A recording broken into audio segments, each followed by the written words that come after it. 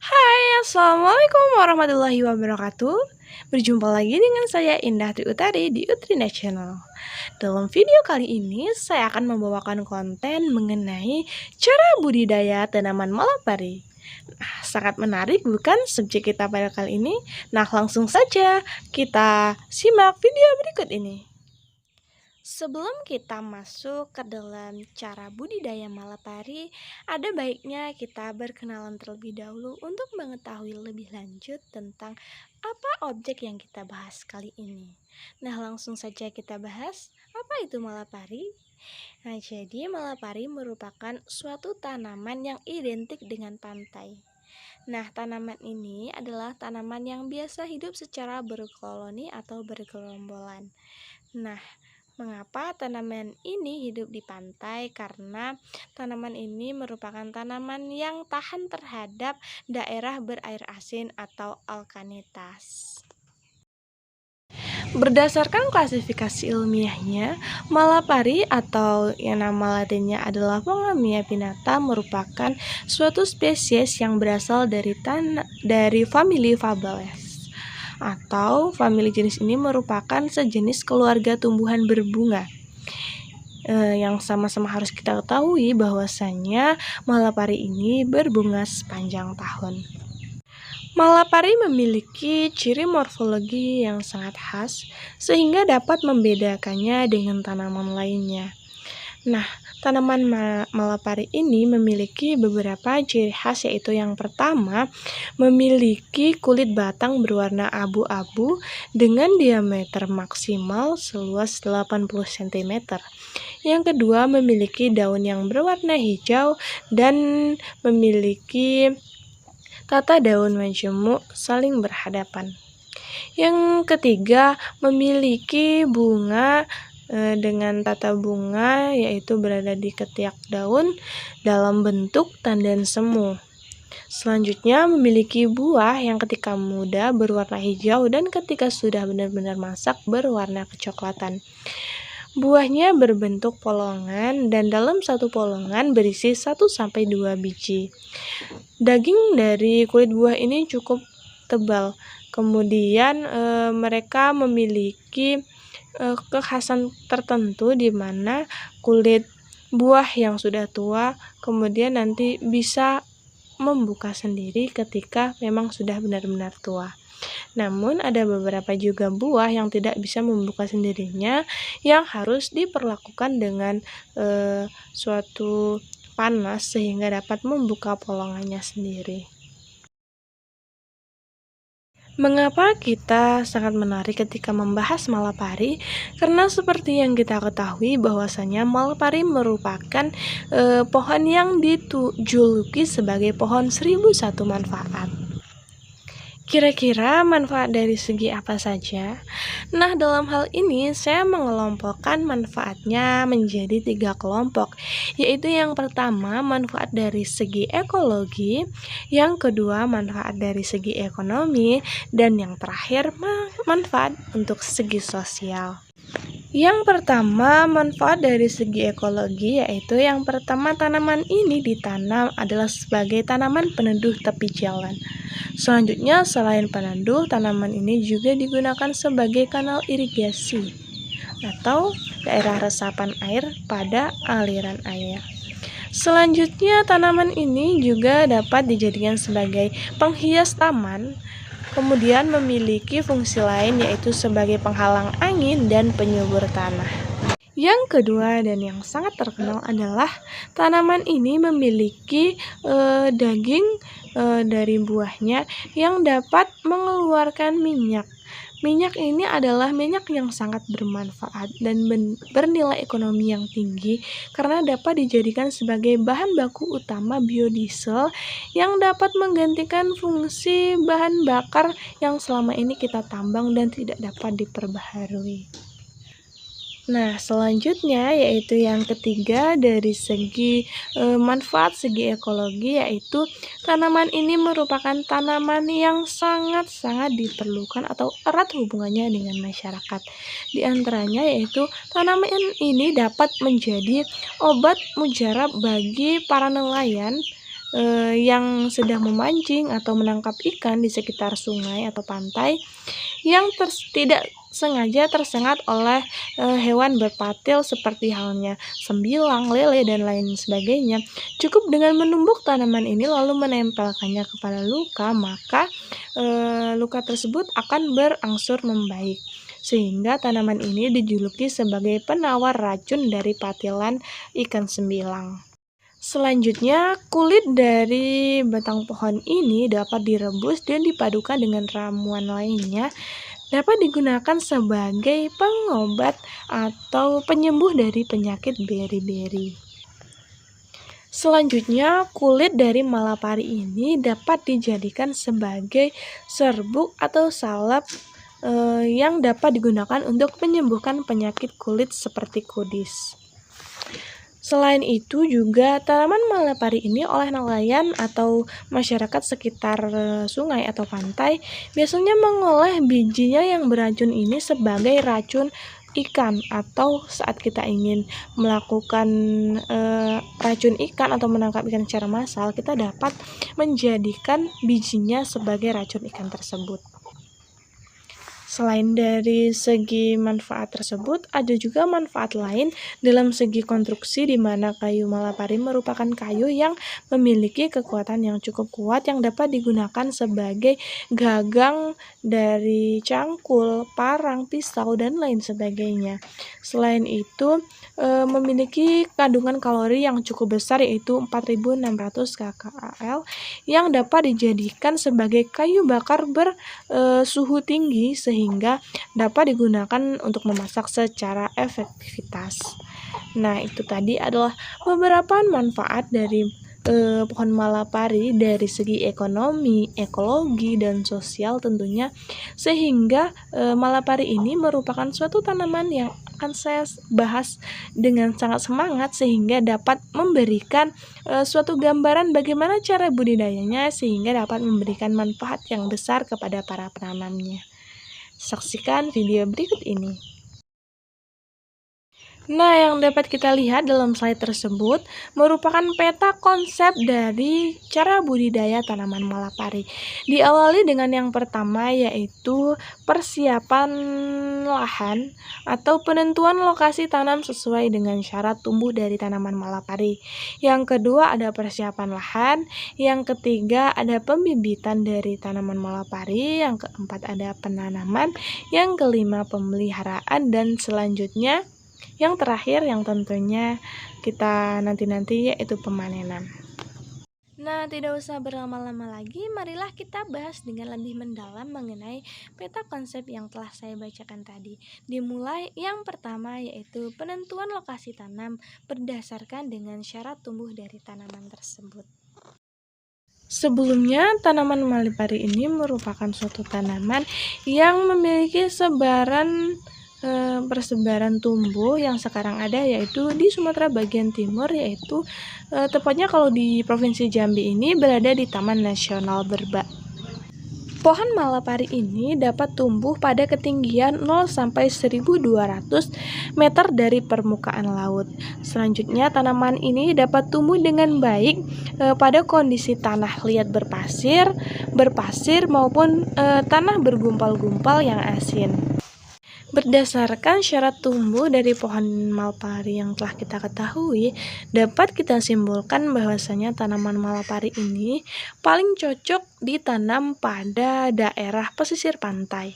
Mengapa? Karena tanaman ini merupakan tanaman yang memiliki daya tahan terhadap genangan air, kemudian dapat juga bertahan pada pH yang asin, juga dapat bertahan dari salinitas maupun udara yang terbuka. Kemudian langsung saja kita memasuki peta konsep yang kedua mengenai persiapan lahan, di mana persiapan lahan ini berisi serangkaian kegiatan. Yang pertama pembukaan lahan atau cutlery, yang kedua yaitu pengejiran, dan yang ketiga yaitu pembuatan lubang tanam. Yang pertama pembukaan lahan atau atau land clearing merupakan suatu kegiatan membuka lahan dari semak belukar maupun tanaman-tanaman liar lainnya pada daerah yang akan kita tanami dari pohon malapari ini.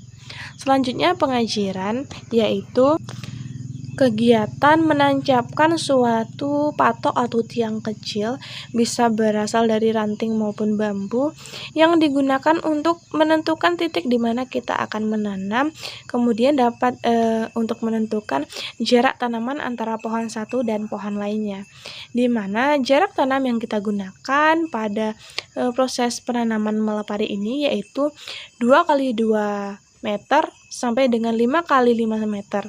Hal ini dapat disesuaikan dengan jumlah populasi yang akan kita tanam pada areal tanam tersebut.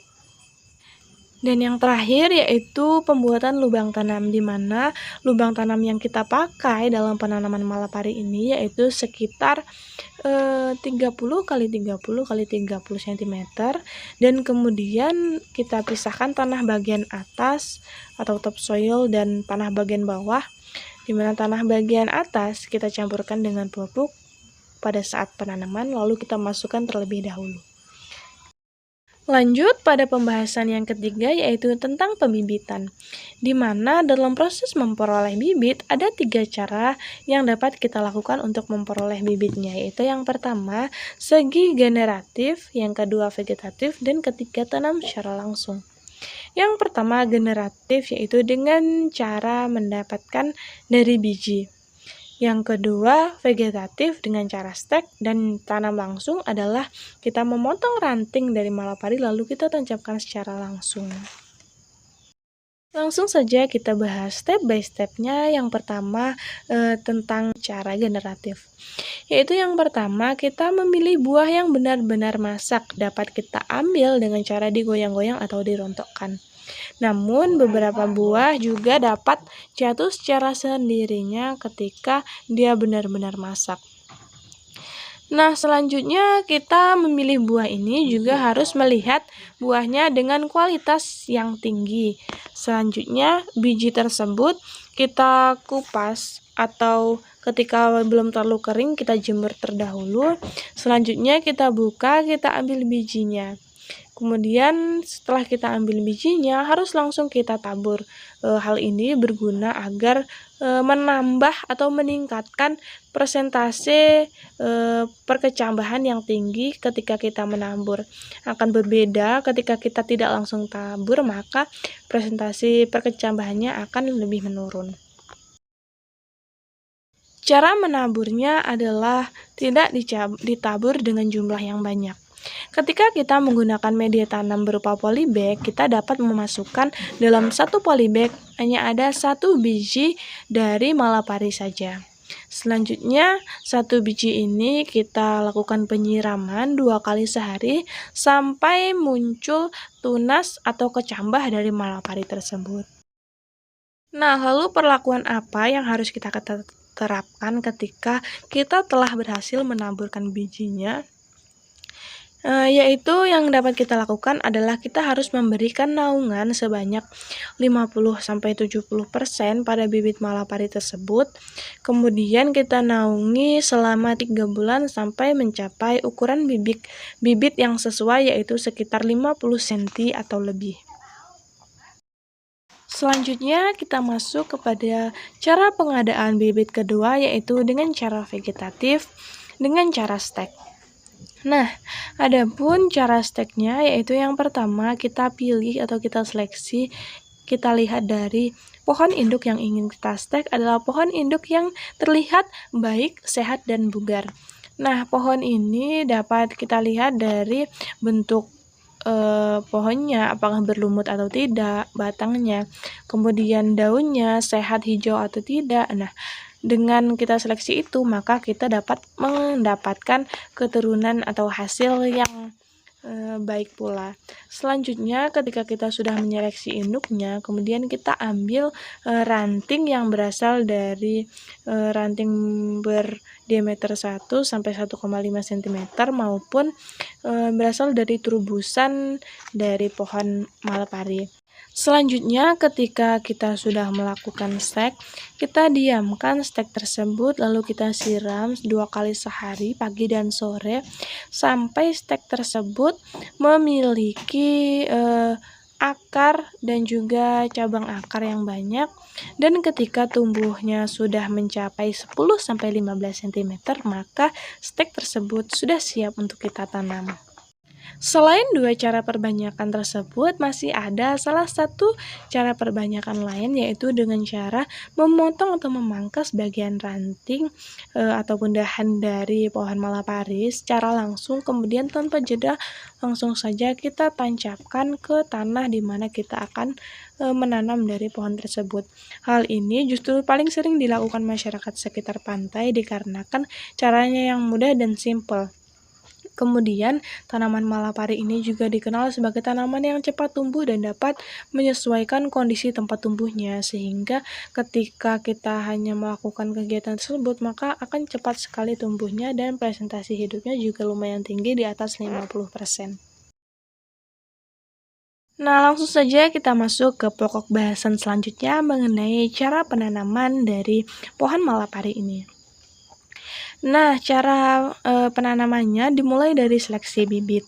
Sama seperti cara menanam pohon-pohon lainnya, seleksi bibit sangat diperlukan karena kita harus memilih bibit yang benar-benar baik sehingga memiliki presentasi hidup yang tinggi, sehingga kita tidak selalu melakukan penyulaman, dikarenakan bibit yang kita tanam itu adalah bibit yang kemudian mati.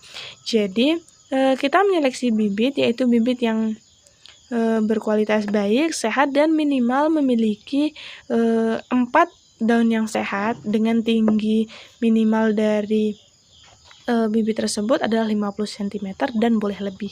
Selanjutnya, ketika kita sudah menyeleksi bibit, maka kita langsung saja melakukan penanaman dengan cara seperti biasa. Kita buka dulu polybag atau media semainya, kita robek bagian kiri dan kanannya, kemudian kita hati-hati jangan sampai tanah yang menggumpal di sekitar akar itu lepas. Nah, kita buka secara hati-hati lalu kita langsung saja masukkan ke lubang tanam. Di mana lubang tanam tersebut pertama telah kita isi dengan tanah, di mana tanah yang pertama kita masukkan merupakan tanah topsoil yang sudah kita campur dengan pupuk. Kita masukkan terlebih dahulu. Kemudian kita masukkan bibitnya lalu kita timbun dengan tanah sisanya.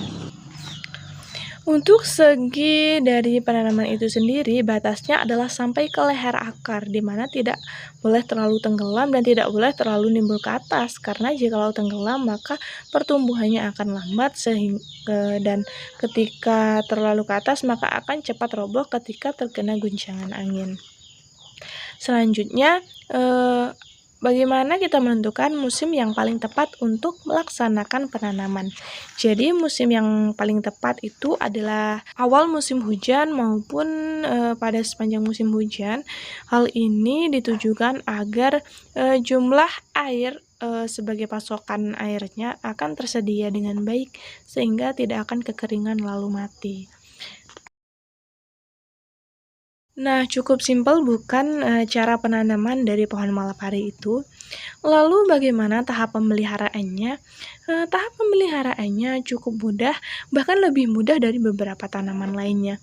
Di mana karena kita tanam di sekitar pantai, maka kita tidak perlu menyiraminya secara rutin, seperti halnya kita menanam tanaman-tanaman lainnya yang kita letakkan di tengah hutan. Kemudian tanaman ini juga dapat bertahan hidup di tanah terdegradasi, kemudian tanah berair asin, kemudian hanya saja tanaman ini tidak bisa bertahan di suhu yang terlalu dingin atau di atas 30 derajat Fahrenheit. Nah, dalam kondisi ini maka saya rasa pemeliharaan dari malapari ini tidak memerlukan suatu ketelitian yang cukup tinggi, sehingga kita dapat melaksanakannya secara santai dan juga tidak memiliki biaya yang cukup tinggi. Jadi tanaman ini merupakan tanaman yang cukup simpel, kemudian bernilai ekonomi yang sangat tinggi. Jadi baik bukan berbudidaya tanaman ini. Selanjutnya, kita langsung saja masuk kepada tahap pemanenan. Pemanenan adalah tindakan pengambilan hasil hutan baik kayu maupun non-kayu dari tanaman malapari. Hasil dari proses pemanenan ada dua jenis, yaitu yang pertama dari segi kayu dan yang kedua non-kayunya. Dari segi kayunya biasa adalah untuk dimanfaatkan sebagai gagang cangkul, gagang pisau, gagang dodos, dan lain sebagainya. Sedangkan dari segi non-kayunya yaitu berasal dari daging buah malapari yang menghasilkan minyak. Adapun presentase dari hasil perhitungan potensi produksi pada akhir musim buah dapat dikumpulkan 28 kg dari satu pohon malapari. Dalam satu pohon malapari dihasilkan 9/90 kilo biji per tahun, sehingga jika kerapatan tanamannya 100 pohon per hektar, maka potensi panennya adalah 900/9000 kg biji per hektar per tahunnya. Selanjutnya, apabila rendemen 20%, maka dihasilkan 225/2250 kg per hektar per tahun dari minyak lemaknya. Dengan cara pembudidayaan yang baik dan rotasi tanam 5-7 tahun, maka produksi perkebunan malapari yang dihasilkan dapat mencapai 2 ton minyak lemak dan 5 ton kayu bakar per hektar per tahunnya. Nah, berdasarkan presentasi tersebut, maka kita sangat mengetahui bagaimana manfaat, keunggulan, serta hasil dari tanaman pohon malapari yang sangat tinggi, sangat berkualitas, sangat berguna baik dari segi ekonomi, ekologi maupun sosial, serta memiliki cara penanaman, cara pemeliharaan, serta pemanenan yang sangat simpel. Nah, dengan demikian, maka kita semua harus tergerak dengan membudidayakan tanaman ini di sekitar kita. Semoga video yang saya tampilkan tadi merupakan video menarik, bermanfaat bagi kita semua, dan ayo sama-sama kita lestarikan bumi kita ini.